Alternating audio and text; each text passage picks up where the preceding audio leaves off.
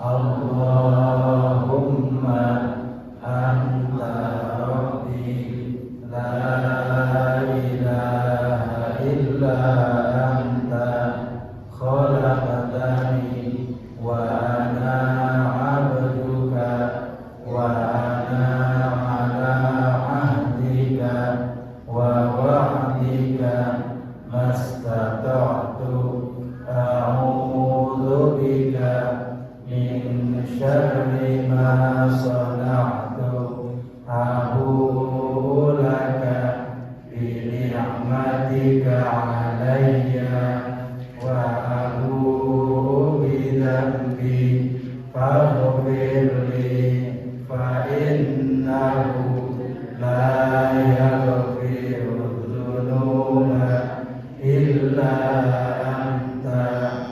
Allahumma lakal hamdu wa ilaikal mushtaka wa antal musta'anu wa la hawla wa la quwwata illa billahil aliyyil azim.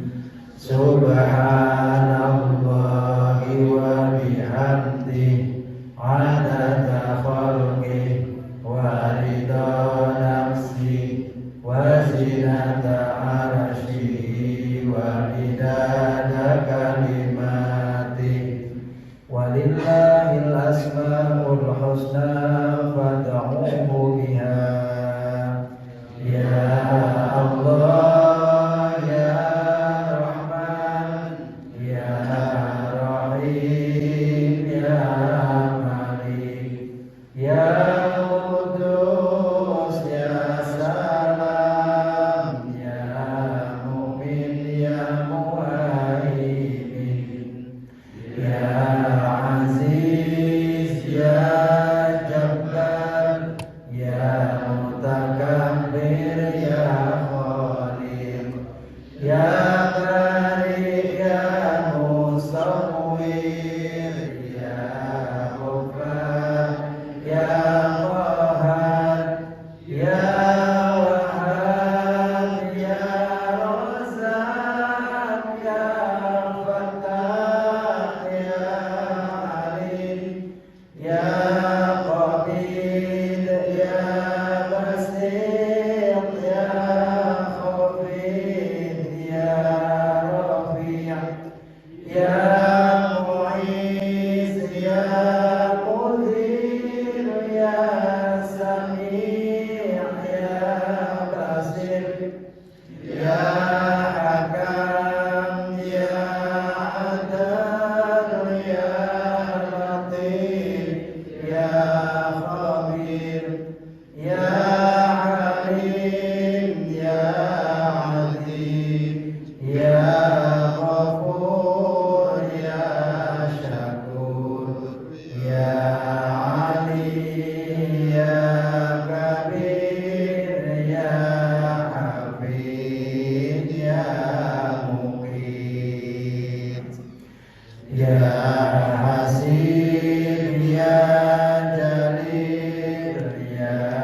Karim, ya Raqib, ya Mujib, ya Wasi', ya Hakim, ya Wadud, ya Majid, ya Ba'id, ya Syahid,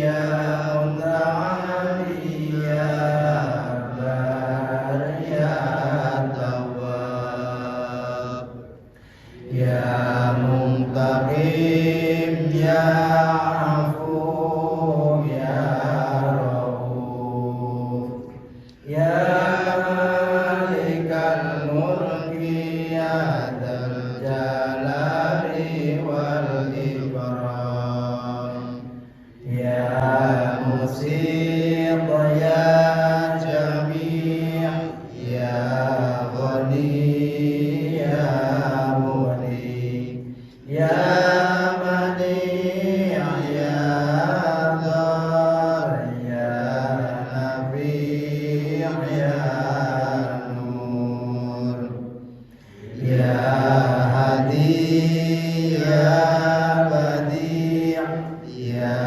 baqi ya waris ya rasyid ya sabur ya Allah ya Allah. Ibu-ibu sekalian, kita masih membahas tentang sedekah. Sudah kita bahas sedekah wajib, baik itu zakat mal maupun zakat fitrah. Yang akan kita bahas hadis-hadis yang berkaitan tentang sedekah sunat. Jadi sunat itu Bapak Ibu sebagai penyempurna pada ibadah-ibadah wajib. Monggo dibuka halaman 325 atau hadis nomor 507. Kemarin sudah kita awali ya tentang bahasan tentang sedekah sunat. Hadis nomor 507, hadis dari Abu Hurairah. Abu Hurairah itu nama aslinya Abdurrahman bin Sakhar. Jadi beliau punya kunyah atau punya parapan dengan Abu Hurairah, maknanya bapak kucing cilik. Bapak-bapak sing senang kucing cilik. Kalau ibu-ibu Umi Hurairah. Berkembang. Bismillahirrahmanirrahim. Bismillahirrahmanirrahim. Sab'atun.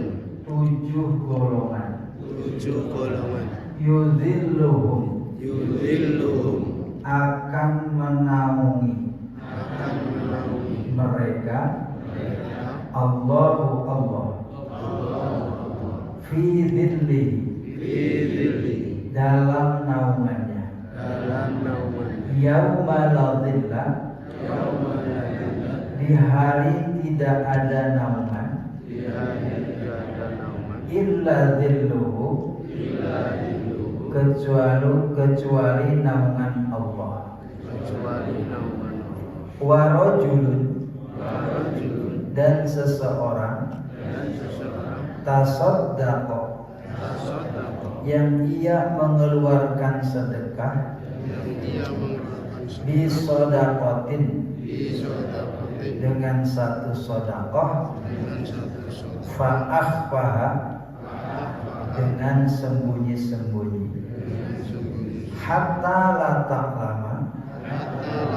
Sehingga tidak mengetahuinya. Shimaluhu. Tangan kanannya. Tangan kirinya ma sesuatu tunfiqu yang diinfakkan yaminuhu tangan kanannya. Ya, sekalian, hadis pertama ini hadis dari Abu Hurairah. Ya, hadis yang ini panjang aslinya. Jadi hadisnya sab'un yudilluhumullah bidilli yauma la dhilla illa dhilluh. imamun adilun. Jadi ada 7 golongan yang akan dapat naungan Allah. Kapan itu? Yaitu pada saat yaumul mahsyar. Jadi Bapak Ibu, kita akan mengalami satu masa, ya, satu waktu itu bakal kelewatan, yaitu hari di mana udinatis syamsu minal ibad, didekatkannya matahari kepada manusia. Jadi ada setunggal hadis Nabi, "Idza kana yaumul qiyamati", maka kapan ketika kiamat nanti, udinatis samsu minal ibad, matahari itu didekatkan dari orang-orang. Hatta takuna ala qadrin milin, sehingga antara orang-orang dengan matahari itu seukuran 1 mil. Au milaini, atau kurang lebih 2 mil. Patus siruhum, lalu orang-orang itu sampai meleleh. Bisa dibayangkan gitu. Saat ini jarak kita ke matahari berapa mil? Oh, seradong kayak adoh. Atau mawon panas gitu. Nah ini sak mil Bapak Ibu. Sak mil itu kalau ukuran mil jarak ya, itu sekitar 1,6 kilo. Kalau 2 mil berarti sekitar 3,2 kilo. Cedak banget. Maka sampai 400 ribu mati meleleh. Ya. Tapi Bapak Ibu di situ sudah tidak ada lagi kematian, untuk dibangkitkan. Ini kebangkitan kehidupan yang terakhir. Jadi Bapak Ibu apa ini? Si abadi itu hidup apa mati? Mati. Jadi Pak mati itu. Si abadi hidup apa mati? Harus melihat dulu. Mati. Nah, kata Quran gitu. Kaifa takfuruna billahi wa kuntum amwat.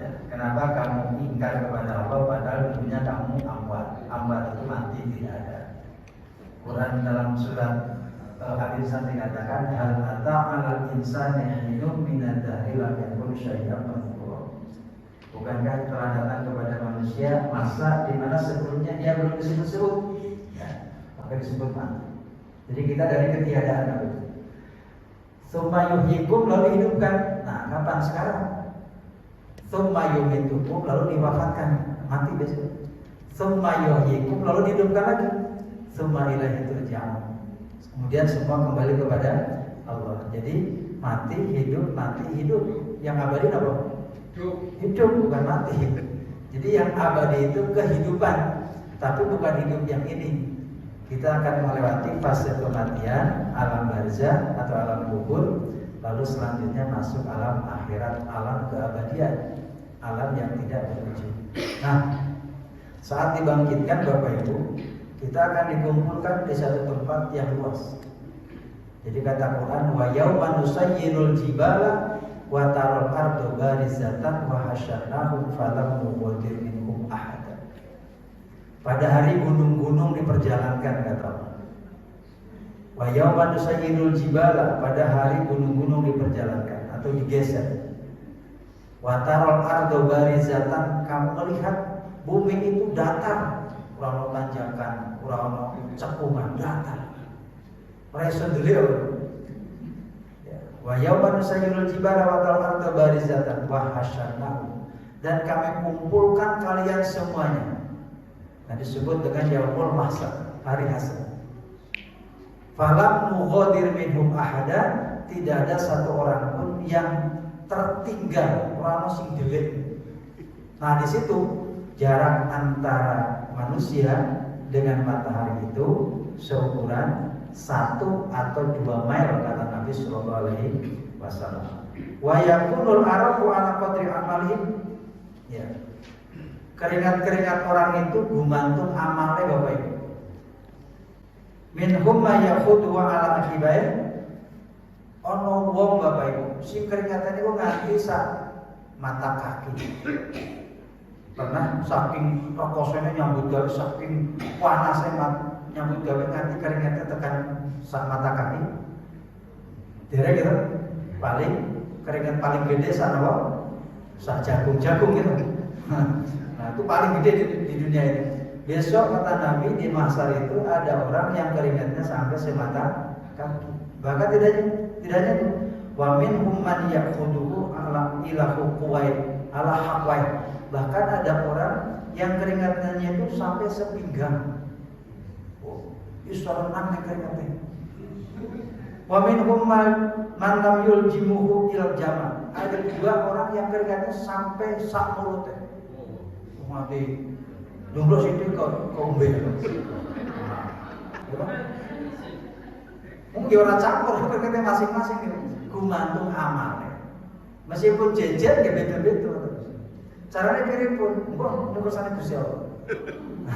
Tapi itu sudah alam di mana alam masya Allah berat di situ Bapak. Nah di situ pun boten enten wit-witan, pun boten enten gunung, yang ada adalah orang dekat dengan matahari. Nah ada orang yang akan mendapatkan payung. Ada orang yang akan mendapatkan payung, naungan dan naungan dari Allah. Siapa itu? 7 golongan. Di antaranya 1 imamun adilun, setunggal pemimpin adil. Pemimpin adil itu masya Allah. Pemimpin apa saja? Tidak harus jadi presiden. Konotasi pemimpin tidak harus jadi presiden. Presiden itu angka adil. Ya minimal RT, Tamir, adil. Tamir adil itu kerap ngajak makan tandanya angka adil. Nah, kalau ngajaknya, udah tahu makan ini kurang adil. Kalau ngajak kadang itu tandanya adil. Nah, Bapak Ibu tadi ya, imamun adilun, warojulun qalbuhu mu'allaqun bil masajid, orang yang hatinya tertambat dengan masjid, betah ning masjid. Hati niku terikat dengan masjid. Telumon, ajeng lumon niku kepikiran kok salatnya ning ngendi ya? Itu hati orang terikat dengan masjid. Jadi, tapi yang terakhir, yang ketujuh tidak saya baca semua tujuhnya. Yang akan mendapatkan naungan itu adalah rojulun tasaddaqa bi sadaqatin fa akhfa. Orang yang sedekah tetapi sedekahnya itu dia rahasiakan, dia sembunyikan. Hingga tangan kanan yang mengeluarkan, tangan kirinya nggak tahu. Maksudnya berikut, saking merahasiakan itu loh Bapak ya. Mereka sudah saya singgung tuh. Jadi merahasiakan sedekah sunat, ya itu bagus. Kata Quran begitu. Meskipun Allah tidak melarang sedekah sunat dengan cara terang-terangan. Kata Allah, "In tubdus shadaqati fa ni'mahi wa in tukhfuha wa tutuhal fuqara fa huwa khairul lakum." Kalau kamu bersedekah dengan terang-terangan itu baik untukmu. Tapi kalau kamu bersedekah dengan sembunyi-sembunyi dan diberikan kepada fakir, maka itu lebih baik untukmu. Maknanya apa Bapak Ibu? Kemarin sudah saya sampaikan bahwa sedekah kepada orang, terutama kepada fakir, kepada miskin, itu lebih bagus dilakukan dengan cara sembunyi. Sampai diibaratkan kata Nabi, tangan kanan ngeculnya, tangan kiri orang tahu. Artinya orang lain tidak ada yang tahu. Gitu loh, saking merahasiakan. Jadi sedekah ke orang itu sebaiknya jangan dipublish Bapak Ibu. Apa sebabnya? Karena itu harga diri, privasi. Ya. Meskipun Bapak Ibu itu yang sekarang justru punya nilai jual, harga jual yang paling tinggi dalam media sosial. Gitu. Ada orang kayaknya memprihatinkan, gitu, jualan cilok. Bapak sudah berapa? Orangnya disetting dulu kayak kehujanan Mas. Bapak berapa penghasilan per hari? Ya nggak mesti Mas. Kadang itu 5 juta. Nah kan disetting kan prihatin-prihatinnya gitu. Nah, terus dia beli kan gitu. Saya beli ya Pak 200.000. Nah, berarti orangnya hilang. Itu padahal udah disetting. Padahal sesungguhnya itu dia sedang adol kawalasan, itu yang tidak dibenarkan. Ya itu. Ya sing bakulnya itu tadi, ya senang dia dapat 200.000, tapi yang buat konten itu dapat puluhan juta. Makanya tadi sedekah dengan tangan kanan sampai tangan kiri tidak tahu itu ketika ke orang. Tapi kalau kepada kepentingan-kepentingan umum, ya itu lebih bagus juga bila dilakukan dengan apa? Terang-terangan. Yang penting tetap menjaga diri dari riya, dari butuh pengakuan dari orang. Ya. Nah sehingga pada saya ceritakan tadi, ulama dulu ada orang yang kalau sedekah itu mencari di mana orang buta yang miskin lalu dia sedekahin supaya tidak tahu siapa yang bersedekah. Nah ini Bapak Ibu, kebaikan sedekah kepada orang secara langsung itu lebih bagus ketika sembunyi-sembunyi. Ya. Sebagaimana Umar bin Khattab. Jadi Umar bin Khattab itu Bapak Ibu pernah belusuan, gitu. Jadi belusuan itu orang mengharap calon presiden, gitu. Umar itu belusuan, memang gitu, ngeronda Bapak Ibu, neng pinggir-pinggir sekitaran Madinah. Ternyata sedang ronda itu ada anak nangis terus Umar tidak di gubuk cilik pokoknya. Terus sama Umar dicedai apa anak nangis terus. Ya. Terus Umar masuk dideketin ke ibu. Kenapa ibu kok anakmu nangis? Iya, apa namanya itu, anak saya itu saya masakkan. Ya. Masakkan apa? Ternyata itu orangnya melarat sekali Pak. Ibunya itu masak batu. Ya kan? Batu digodok berjam-jam rampung Nah, jadi anak yang ngeler Pak Ibu, karena tidak ada yang bisa dimasak, ibunya itu godok batu. Tiap anaknya, Bu, untatang dereng jilid kas. Nanti nangis terus mata Bu, jilid kas. Nanti anaknya kesel dulu. Mau ngelilir meneh, Bu, untatang dereng burung jilid kas. Itu Umar masuk, kisah dimasak kira orang pungko, gitu. Nah itu akhirnya wong Jawa, nah masak daging biasanya ditancepi sendok itu. Nah sendok empuk berarti dagingnya empuk. Lalu kalau sendok orang empuk ya berarti dagingnya empuk. Mau nasi empuk pasti dagingnya empuk. Nah sekarang gitu, kata Umar itu dimasak apa? Gak matang-matang. Saya itu membohongi anak saya. Saya godok batu. Loh kenapa godok batu? Ya gak ada yang bisa dimasak. Loh kenapa kamu tidak minta ke Baitul Mal? Minta Baitul Mal apa? Orangnya dok pelit-pelit. Umar ya orang perhatian. Woi, wong itu muring-muring apa itu? Kenapa kamu tidak datang ke Khalifah Umar meminta? Umar ngurus gede dirinya saja, serang memiliki rakyatnya. Padahal sing diajak ngomongin ke Umar. Untuk Umar tadi sulit. Akhirnya apa? Umar pulang Bapak Ibu, pulang. Kemudian datang dia membawa gandum sakar, pikul sama dia sendiri. Terus diterke, ibu dia masak. Bijam jenengan tengah mungkin. Teng Baitul Mal, mae kula enten tak temoni, tak kancane nemoni Umar. Nah, itu. Ya, ibu senang, susu mangkat neng tempatnya Umar. Boleh wong, makanya tak tunggu Bu, digolek wong inti. Dia SMS ora bales. Jalur server perang ini. Nah ternyata takon Bapak Ibu, ternyata sing ditemoni niku dia yang tadi malam mikul gandum itu. Ternyata sinten Umar bin Khattab sendiri Bapak Ibu. Jadi itu Khalifah mencontohkan sedekah kepada fakir sebaiknya dengan cara sembunyi-sembunyi. Ya, kenapa? Menjaga marwah orang yang diberi. Maka dalam hadis ini dikatakan as-shadaqatu bisirri tudfi'u ghadabar rabbi. Barang siapa bersedekah dengan syir, sembunyi-sembunyi, maka akan menghapuskan kemurkaan dari Tuhan. Ya, baik ini hadis yang pertama, sedekah yang sembunyi terutama kepada orang secara langsung. Ini sedekah sunnah ya Bapak Ibu, tapi kalau sedekah wajib itu lebih bagus terang-terangan, atau sedekah seperti infak wakaf yang sifatnya kemaslahatan umum itu lebih bagus dengan terang-terangan. Kita lanjutkan. Hadis 508. Dari Uqbah bin Amir beliau berkata, saya mendengar Rasulullah bersabda, kullu mri'in, setiap orang fi dhilli shadaqatihi, akan berada di bawah naungan sedekahnya.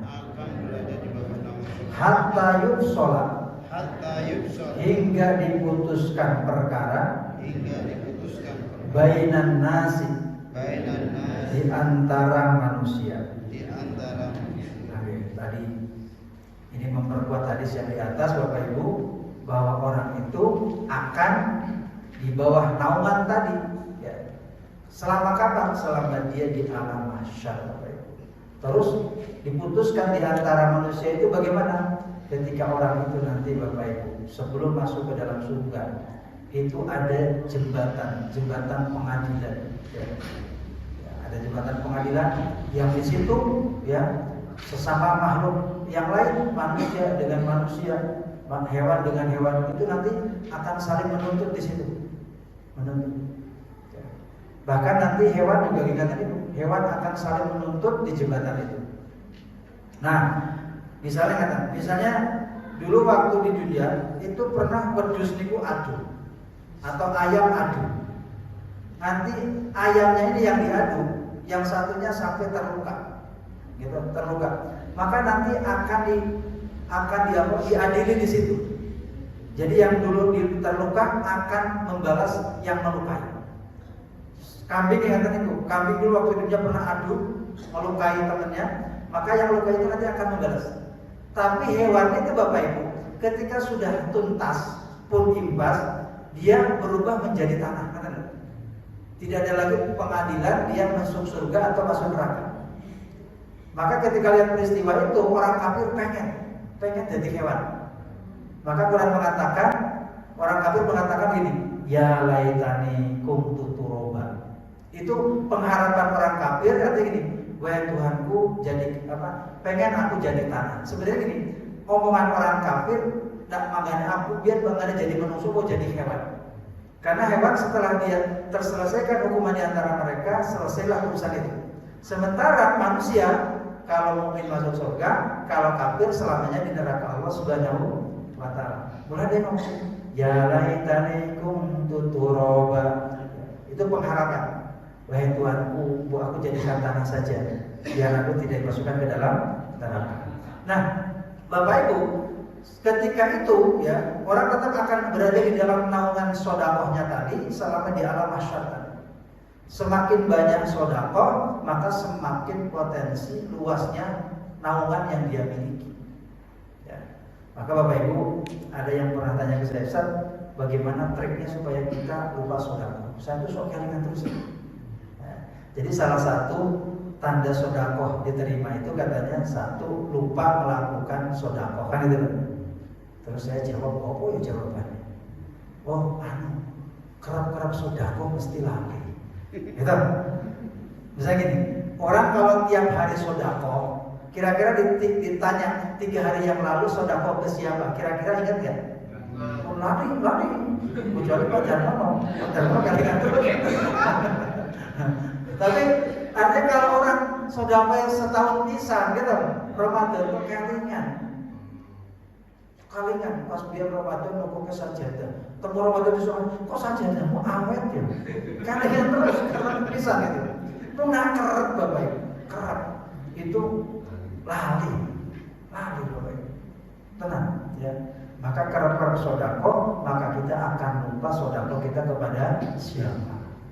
Tapi kalau kita jarang-jarang pasti akan ingat. Nah, salah satu bentuk ingat-ingat terus itu salah satu tadi yang akan bisa mengikis ketulusan kita dalam kita bersedekah. Kembali lagi ya, hidupkan sedekah dalam diri kita Bapak Ibu ya, supaya nanti kita mendapatkan payung, punya naungan di hari ketika matahari didekatkan. Percaya apa enggak? Nah, benar percaya sesuk bukti kemauan kita. Sesuk nanti oh benar percaya kita kan. Ya benar kok kula nyampe ke hadis Nabi sallallahu alaihi wasallam. Karena Nabi itu dikasih bocoran oleh Allah Ta'ala, Allah tidak terbatas oleh ruang waktu telat, tidak ada ruang waktu sedang, tidak ada waktu yang akan datang. Nah sehingga para Nabi kok tahu, karena oleh Allah Ta'ala dibiaknya Bapak Ibu, diinfokan.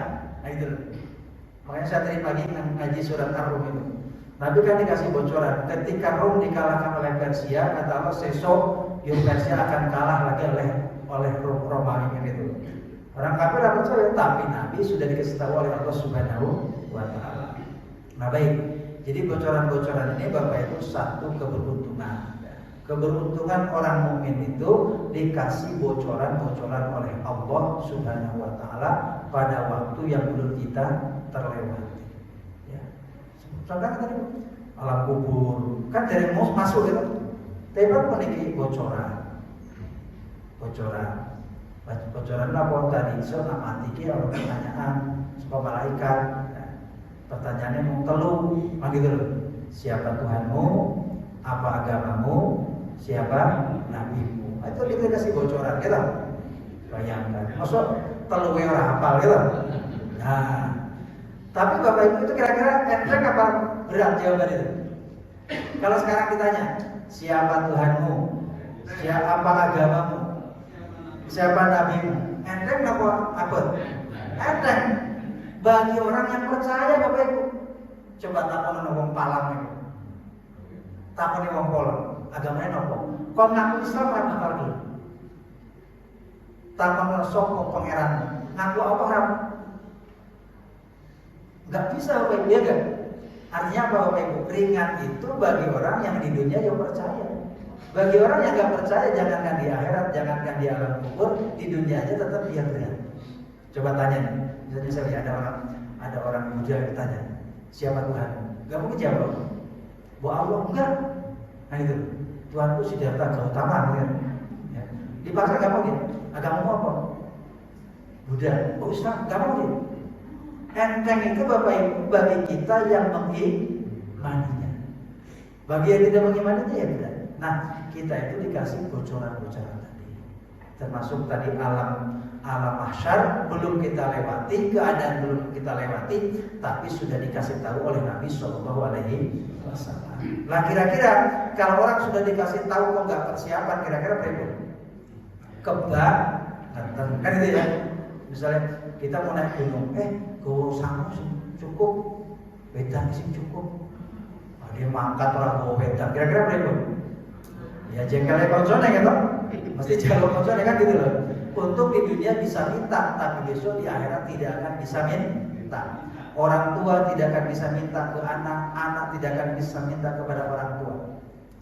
Ya ayyuhan nasu taqu rabbakum wahsyaw yawman la yajibu walidun aw waladin wala mauludun huwa jazin aw waladi syai'an. Hei manusia, takutlah kamu pada waktu di mana anak tidak bisa menolong orang tua tidak bisa menolong anak. Wong tua moh kebebanan anak ge moh kebebanan wong tua. Di mana akan ada hari terputusnya ikatan persaudaraan Bapak. Gitu. Jadi sesuatu wong tua meskipun anaknya tergopoh-gopoh berat dengan dosanya, enggak mau orang tuanya secuil pun terbebani oleh dosa anaknya. Kok bisa Pak? Iya. Karena di mana akan ada saatnya terputus persaudaraan di antara kita. Bukan bauh Bapak, bukan kenal. Kok bisa ya? Ya bisa. Wong awak dia asal karena anak orang kenal. Ya betul? Kita dulu kenal gak sama anak kita? Enggak kenal. Saya gak kenal sama anak saya, dulu gak kenal sama istri saya, kan gitu loh. Kenal-kenal sudah pada waktu tertentu, kan gitu loh. Setelah anak saya lahir ke dunia, setelah istri saya menjadi istri saya kenal sama dia, kan gitu loh. Pada dulunya kita dalam alam itu kan gak kenal.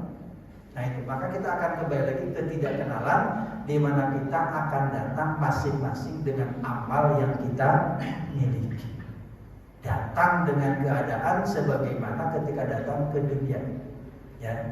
Jadi ketika kita ke dunia dalam keadaan tak berbusana dan tidak beralas kaki, di mana kita pun nanti akan kembali datang tanpa busana dan tanpa alas kaki.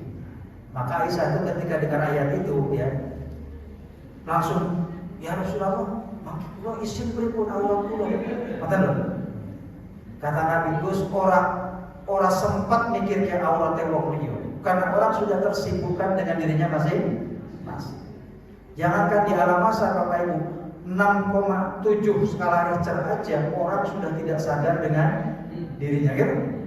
Kalau wong tua agak nyusuli Melayu anak ditinggal, malah nyamuk guling, gitu.